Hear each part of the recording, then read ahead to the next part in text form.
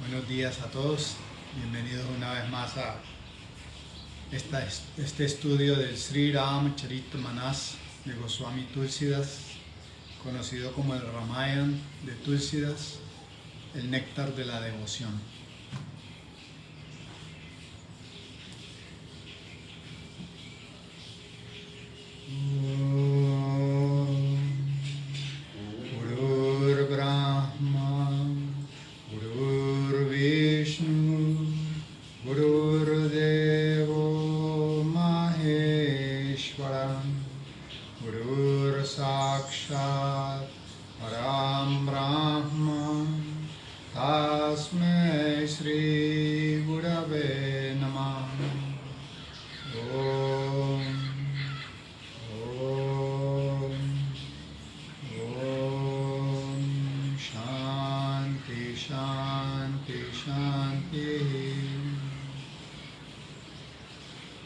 Recuerdan que estábamos en la parte en que el gran sabio Kakbhushandi estaba por hablarle a Garuda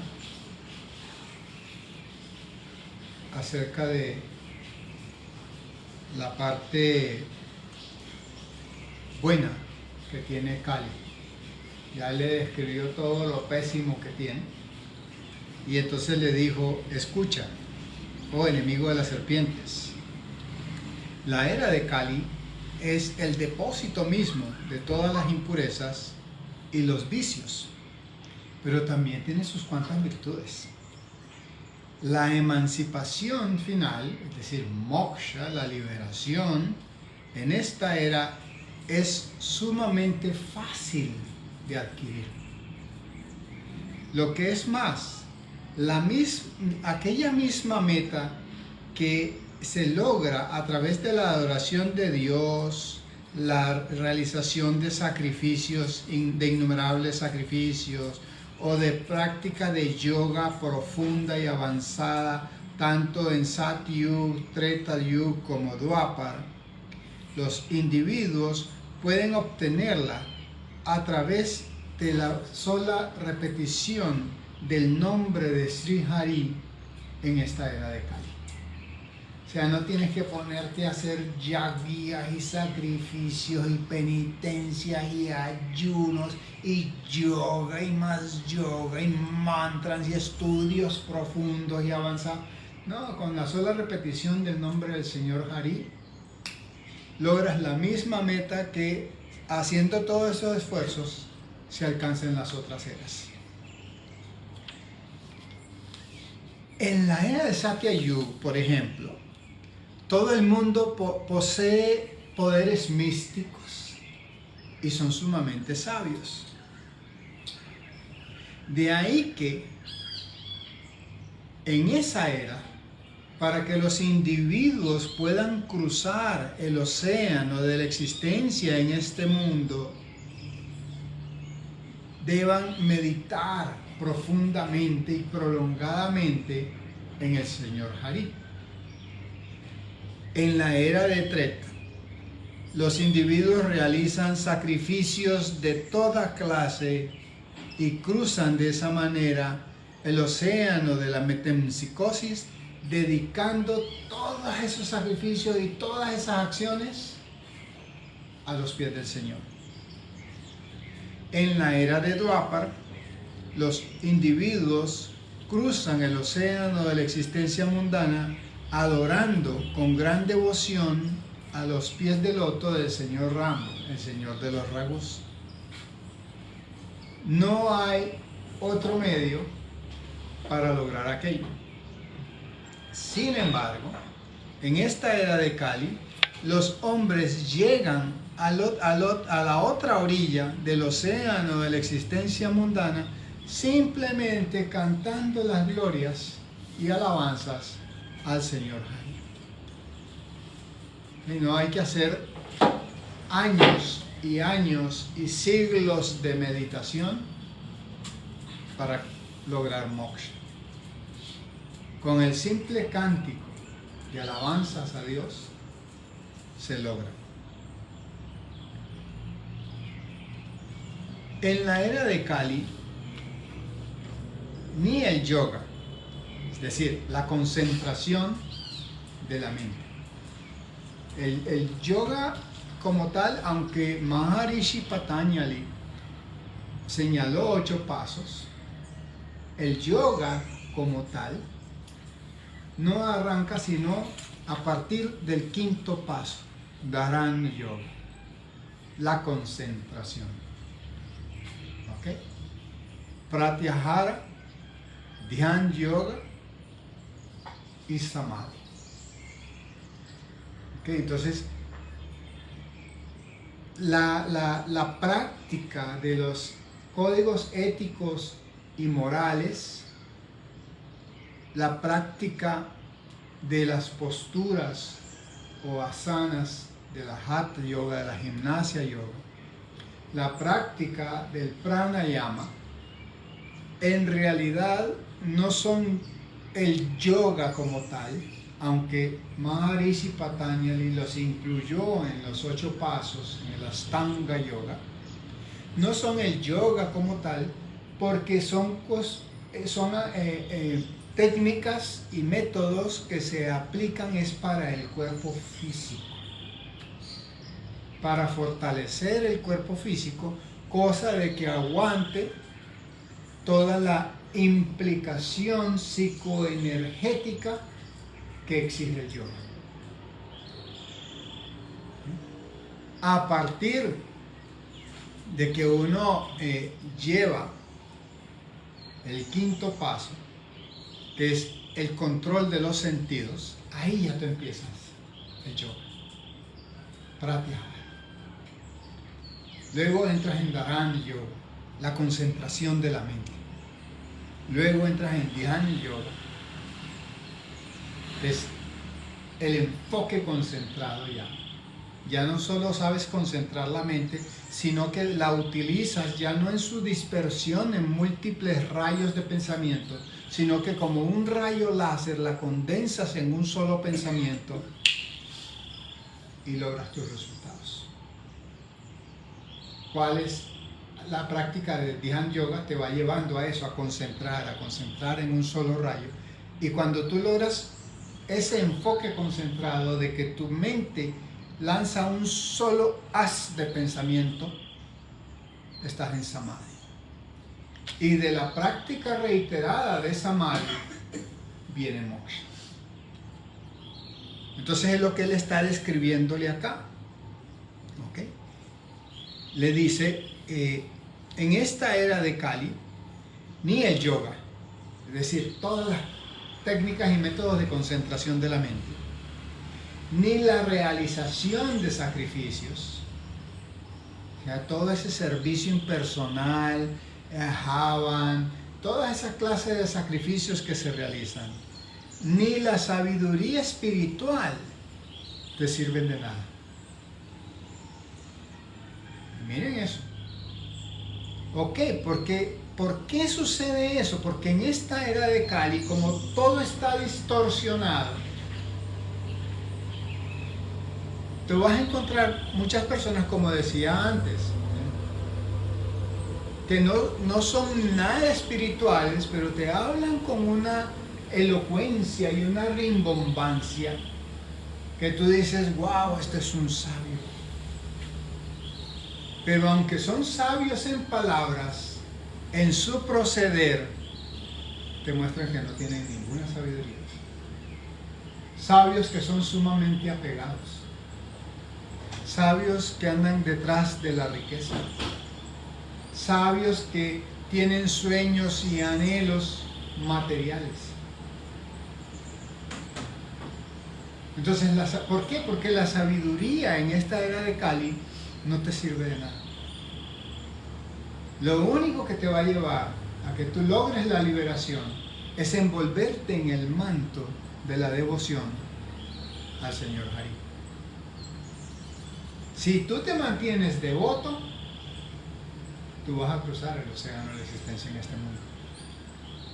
Si no logras esa devoción, así tú hagas los sacrificios que hagas, medites las horas que medites, hagas los ayunos que hagas, vayas a los retiros espirituales que vayas, tú vas a pasar por eso, pero ninguna de esas actividades va a pasar por ti. Vas a seguir siendo el mismo. La devoción en esta era en la que estamos y que le faltan todavía como 20.000 años más es la esencia. La única esperanza que a uno le queda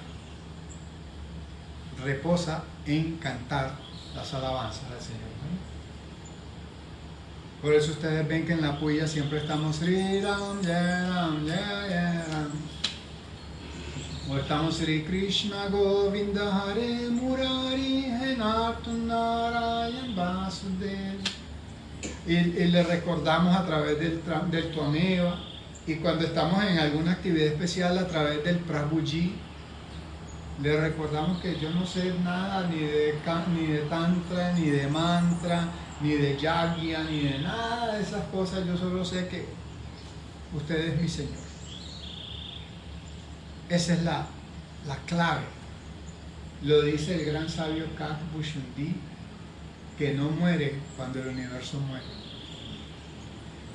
Un sabio que ha visto ya varios universos y está presente en todos ellos. Algún día entenderán ustedes las leyes universales y van a saber por qué les digo que Él está presente en todos ellos.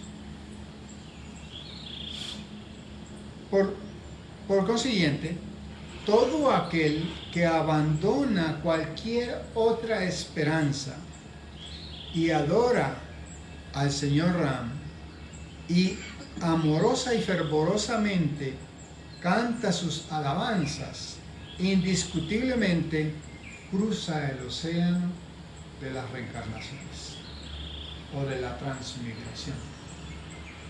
¿Okay? A la metempsicosis se le llama una enfermedad. ¿Okay? La metempsicosis es cuando yo siento que paso de un cuerpo a otro en el proceso que llamamos reencarnación. ¿Okay?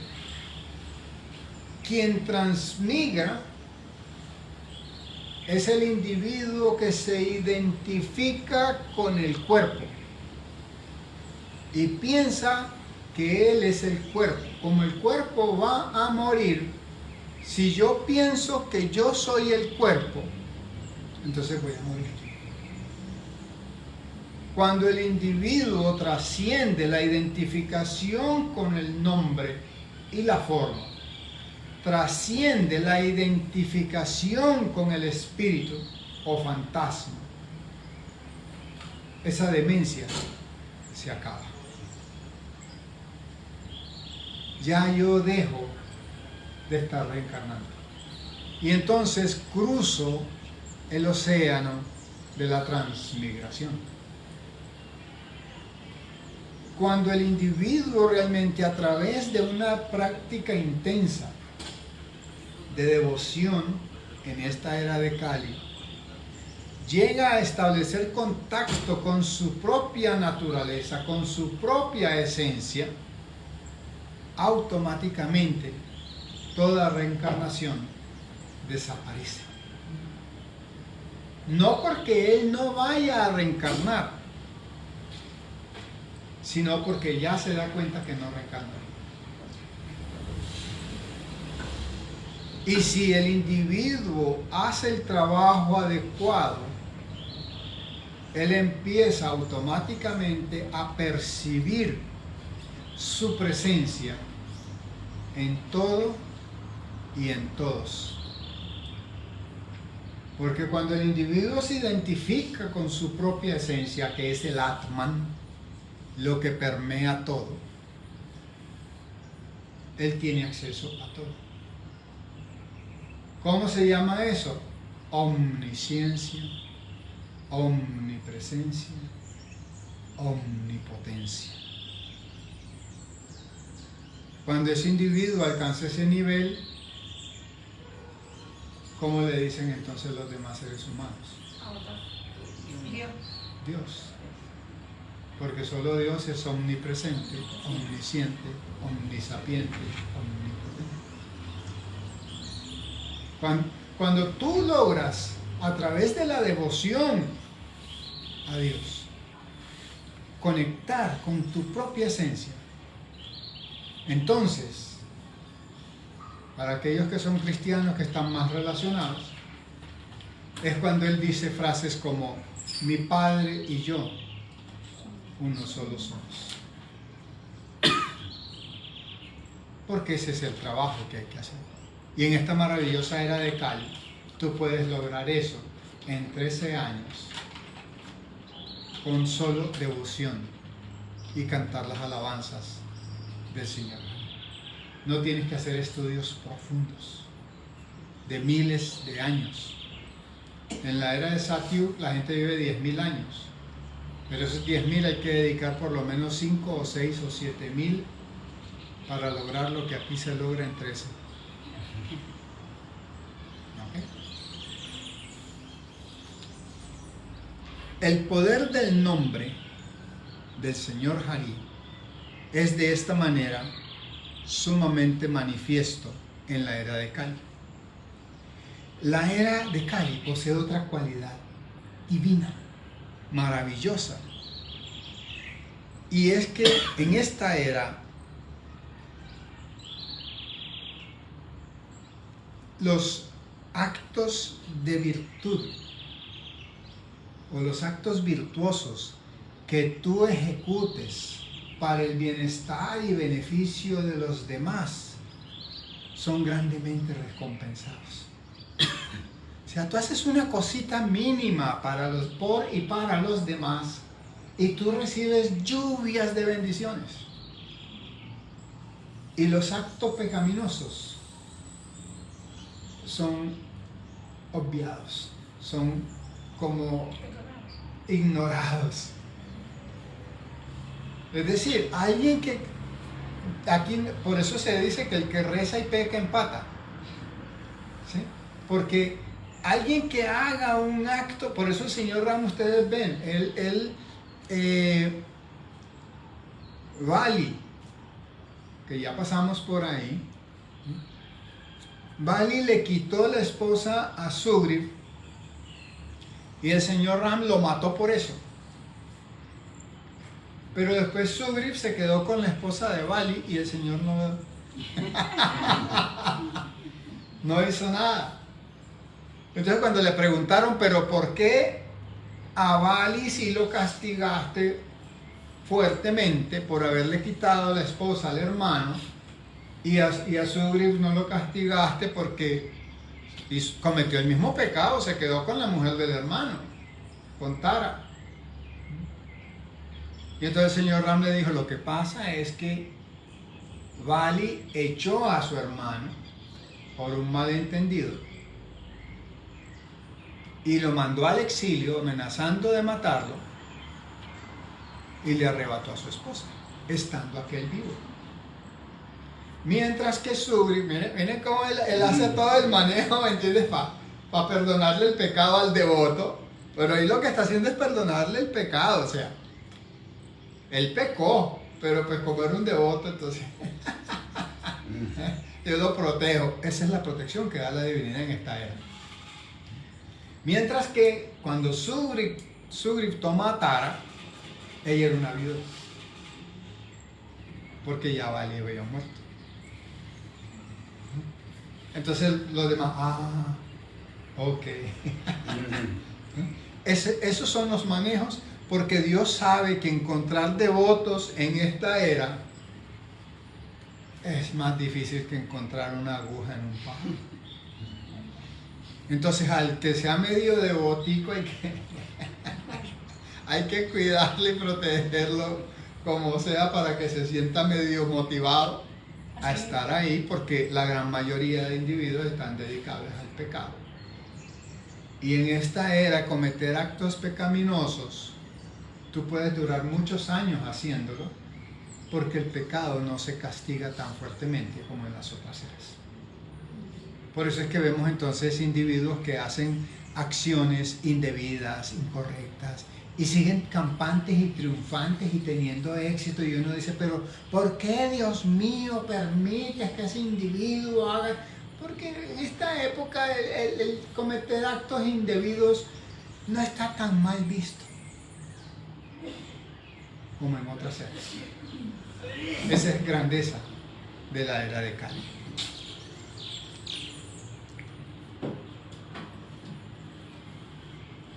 Ninguna otra era se equipara con la era de Cali cuando un individuo tiene fe en sus virtudes, en las virtudes de la era. Porque uno en esta era puede cruzar fácilmente el océano de la transmigración cantando las sagradas alabanzas al Señor Jai. La piedad tiene 4 pilares que son bien reconocidos. De ellos, uno es el predominante en esta era de Cali. La caridad practicada en cualquiera de las modalidades que sea, siempre va a redundar en el propio bienestar espiritual. Ser caritativo en esta era, no ser egoísta, porque lo que campea es el egoísmo, el nepotismo. Primero yo, después mi familia, mis hermanos, mis amigos, y yo busco ayudar al círculo cercano y los demás que se pudran. Si se muestra una mínima dosis de amor desinteresado, eso te lo recompensan, ¿me entiendes? Con lluvia de flores. Como que fueras la divinidad misma, por un poquito de amor desinteresado que tú puedas mostrar.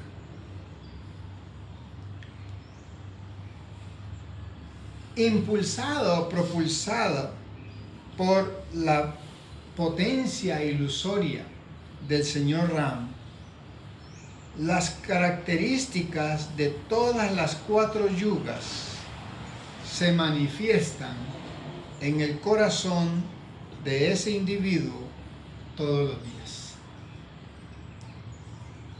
O sea, ahí es donde encontramos personajes como el que tengo aquí a mi derecha. ¿Cómo estás? Siempre en el cielo. Porque hay un poquito de amor desinteresado y eso redunda en grandes bendiciones. La presencia de la pureza, sattva, o la armonía, la ecuanimidad de mente, la introspección espiritual y la sensación de vivacidad, de contentamiento, de regocijo en el corazón, son los efectos de Satyuga. Entonces, aquel individuo que tiene un poquito de adoración a Dios en su corazón va a experimentar eso. Esa vivacidad, esa alegría, ese estoy contento, yo no sé qué es lo que siento. Vas a tener ecuanimidad. Si haces tu adoración a Dios, vas a ser alguien ecuánime, que va a ver a todo el mundo por igual, va a aceptar a todos tal cual son. Y esas virtudes de Satya Yuga van a estar en ti si haces tu práctica espiritual. La abundancia de Sattva, con una pequeña mezcla de rayas, el apego a la acción y la felicidad de toda clase son características de Treta. Es decir, en Treta ya no es nada más la armonía, la paz suprema, sino que ya hay cierto alboroto de pasiones. Por eso dice con una pequeña adición de rayas. Esas son las condiciones de Treta. Mucho rayas, mucha pasionalidad, con un poquito de sattva y algo de tamas que empieza a presentarse ya, algo de desidia, de asumir, de presumir, de prejuicios que hacen una entremezcla, una mezcla de gozo y felicidad con miedo y duda que empieza a presentarse en el corazón. Son las características distintivas de la era de Dwapar. O sea, ya en Dwapar ya yo soy más pasional, ya soy dubitativo, temeroso, ¿sí? Ya ando con prejuicios, como por ejemplo ahorita que se ve plenamente en El Salvador, que si usted está tatuado, lo más seguro es que vayas a pagar al secote. Por el solo hecho de estar tatuado. O sea, ahorita en El Salvador ni se te ocurra tatuarte porque vas para la cárcel. Da cárcel y sin juicio y sin nada.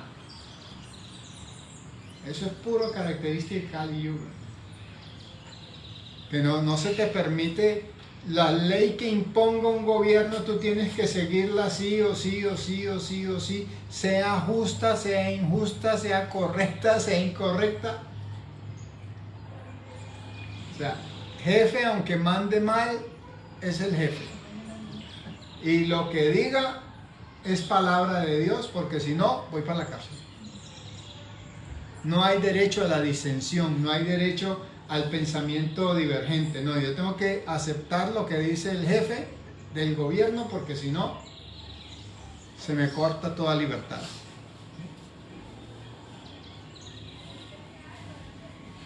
Una gran proporción de tamas, con una pequeña adición de rayas y tendencia a la querella, a la pelea, a la discusión constante. Esas son las características de Kali. Aquí todo el mundo quiere pelear. No puede hacer alguien lo mínimo que a mí no me guste porque ya viene la pelea. Pasionales a morir. ¿Sí? Pero más que todo, prejuiciados. El ser humano en la era de Kali es sumamente prejuiciado. Todo lo critica, todo le incomoda. Los sabios diferencian o disciernen las características de las diferentes eras en su mente e inclinándose y inclinándose hacia la corrección y alejándose totalmente de la incorrección, se entregan entonces por completo a la piedad. Son sumamente piadosos. Las características del espíritu del tiempo entonces ya no tienen efecto sobre aquel que se ha vuelto excesivamente enamorado de los pies de loto del Señor Hani, del Señor Hani.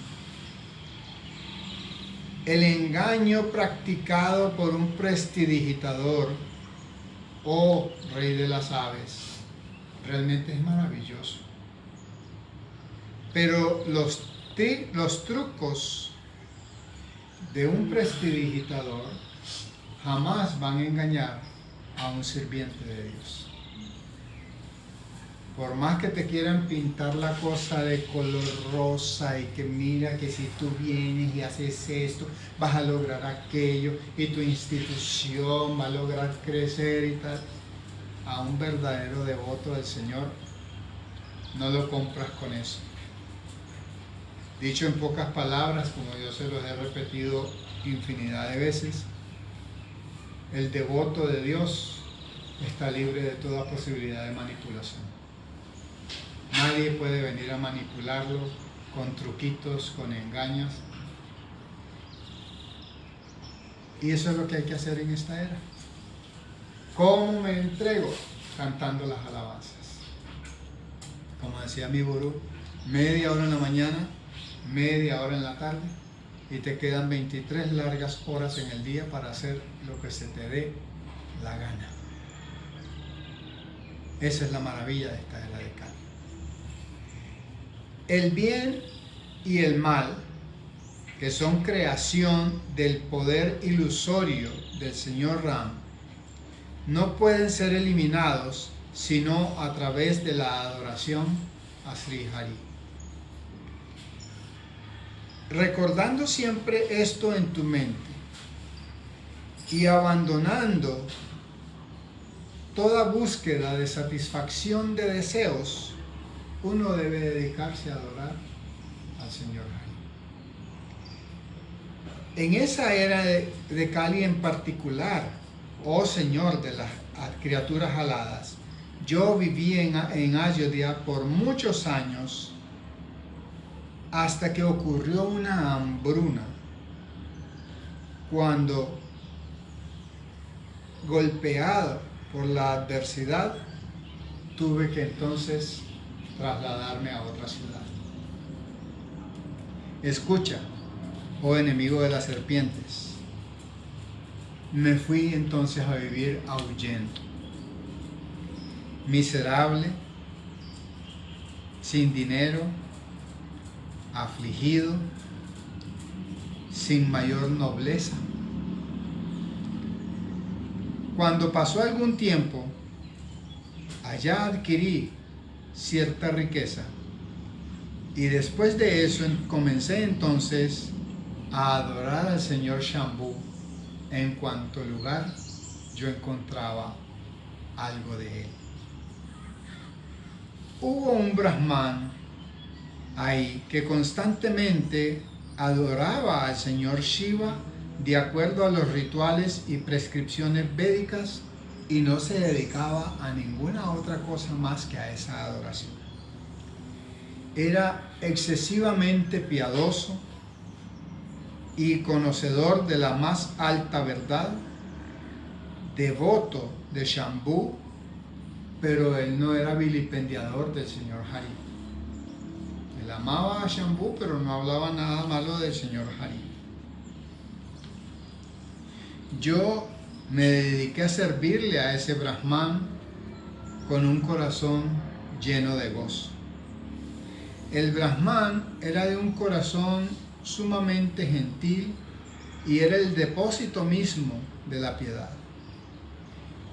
Viendo que yo era tan humilde en apariencia, mi señor, el Brahma, me trató como a su propio hijo. El gran Brahman me enseñó la fórmula mística sagrada del señor Shambhu y me dio toda clase de buenos consejos. Yo solía ir a aquel templo del señor Shiva y repetir la fórmula allí con una ostentación sin límites y con intenciones ocultas en mi corazón. Siendo un pobre desdichado, impuro de mente, de baja cuna y llevado por la ignorancia, yo me llenaba de envidia con solo ver a un sirviente del señor Hari o a un brahman, y odiaba al dios Vishnu. Angustiado de ver mi conducta, mi maestro me aconsejaba todos los días. Pero al escuchar sus consejos, lo que yo hacía era arder de la ira. ¿Puede acaso un sobrio aconsejar y ser escuchado por un alcohólico? Un día, mi maestro me hizo venir y me enseñó acerca de la sabiduría de todas las formas posibles. La única recompensa, hijo mío, de adorar al Señor Shiva es una devoción ininterrumpida a los pies del Señor Ram. Shiva mismo, así como Brahma, el Creador, querido hijo mío, adoran al Señor Ram. ¿Qué podemos decir entonces de nosotros, pobres humanos? Tú esperas obtener la felicidad, pobre alma desdichada, albergando rabia contra aquel cuyos pies son adorados por Brahma y por Shiva mismos. Cuando escuché la charla de mi gurú acerca de que el señor Hara era un devoto puro del señor Hari, mi corazón, oh Señor de la creación alada, ardió de la ira. Vil de cuna, como era yo, el poco aprendizaje que había adquirido se volvió en mi cabeza como aquella serpiente venenosa cuyo veneno se potencia porque bebió leche. Orgulloso, perverso, desdichado, de baja cuna, empecé entonces a planear cómo desquitarme con mi gurú día y noche.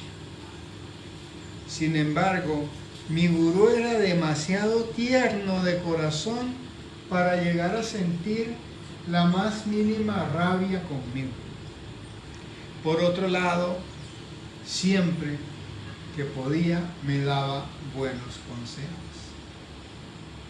La primera cosa que un individuo hace es buscar destruir y matar a aquel hombre que ha sido fundamental para elevarlo de posición.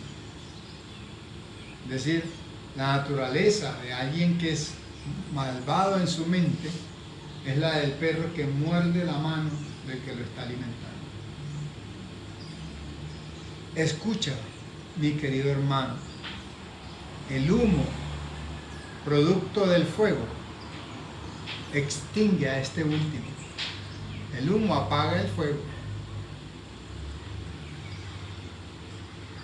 Cuando obtiene la dignidad de una nube de lluvia. El fuego genera el humo que se vuelve nube y luego la nube precipita la lluvia sobre el fuego y lo apaga. El polvo que yace en el camino es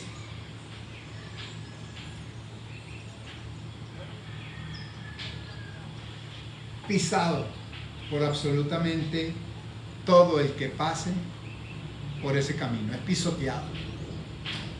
Pero cuando el viento lo eleva, primero envuelve al aire y luego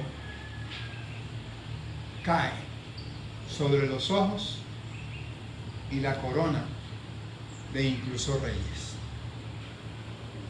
Escucha, oh Señor de las criaturas aladas, entendiendo este estado de las cosas, el sabio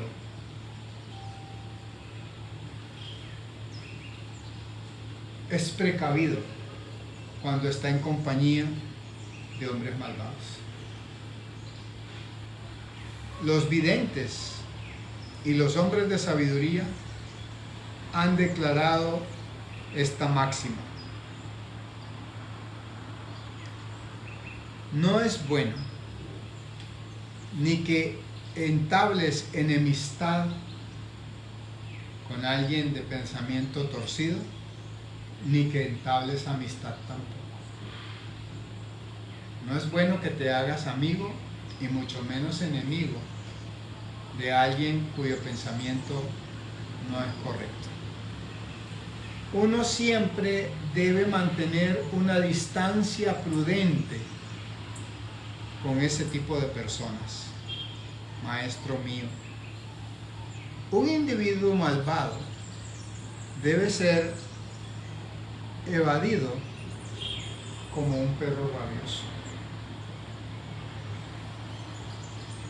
Vicioso como era yo, con un corazón lleno de falsedad y perversidad,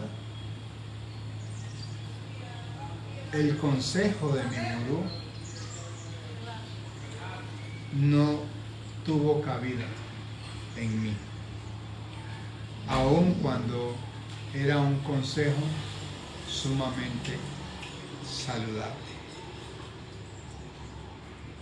Ahí lo dejamos por hoy y mañana, el próximo domingo, les voy a relatar qué fue lo que él hizo, cuál fue la maldición y todas las consecuencias de haber sido demasiado terco y de dejarse llevar por su pensamiento, sus presunciones, su orgullo y querer perjudicar a su gurú. ¿Cuáles son las consecuencias de uno hacer eso? Eso es lo que yo quería decirles hoy. Om Jai Gurudeo Parvati Pate. Que tengan una feliz semana. Nos vemos el próximo domingo. Dios los bendiga.